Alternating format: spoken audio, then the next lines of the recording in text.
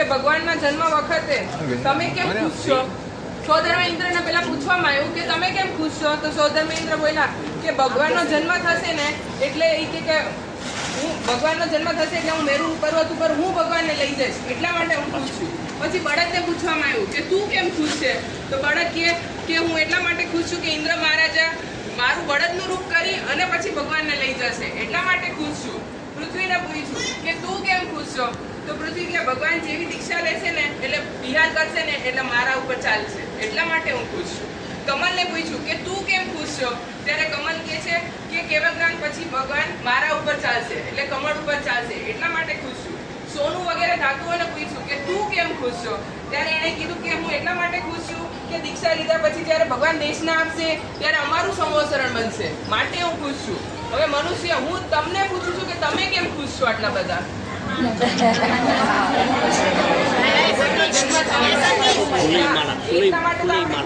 ભગવાનનો જન્મ થશે અને બીજું કે કેવળ જ્ઞાન પામ્યા પછી ભગવાન ચતુર્વિધ સંઘની સ્થાપના કરશે ને એમાં અમારો નંબર લાગશે, માટે અમે ખુશ છીએ. તે કાળે અને તે સમય એટલે કે ચૈત્ર સુદ 13 ને પ્રભુના ગર્ભકાળને 9 મહિના 7.5 પૂરા દિવસ થયા.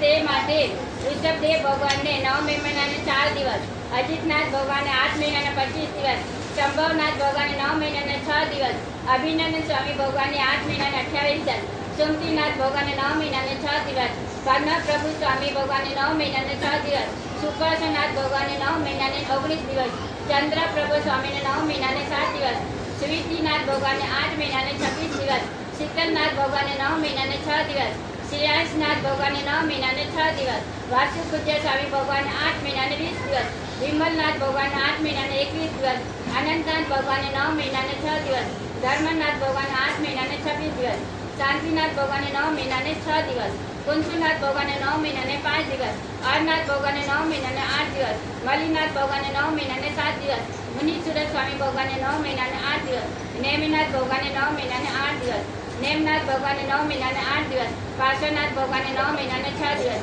મહાવીર સ્વામી ભગવાનને 9 મહિનાને 7 દિવસ. શુભ લગ્ન વેળાએ જ્યારે 7 ગ્રહો ઊંચ સ્થાને આવ્યા, પ્રભુના જન્મ સમયે બધા ગ્રહો પરમ ઊંચે સ્થાને હતા.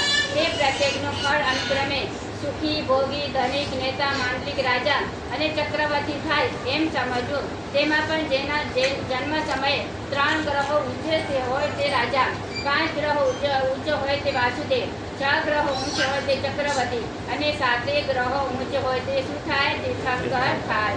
આમે 7 ગ્રહ પરમ ઉચ્ચના થયા ત્યારે તથા જ્યારે સૌ સુખમાં મગ્ન હતા, બધી દિશાઓ દિગ્ દોષાથી રહિત નિર્મળ થઈ ત્યારે તથા પ્રદક્ષિણા વ્રત સુગંધી તથા પૃથ્વી તરફ પ્રસરતો પવન શીતળ મંડળ લહરીઓથી અનુકૂળ વાવા લાગ્યો.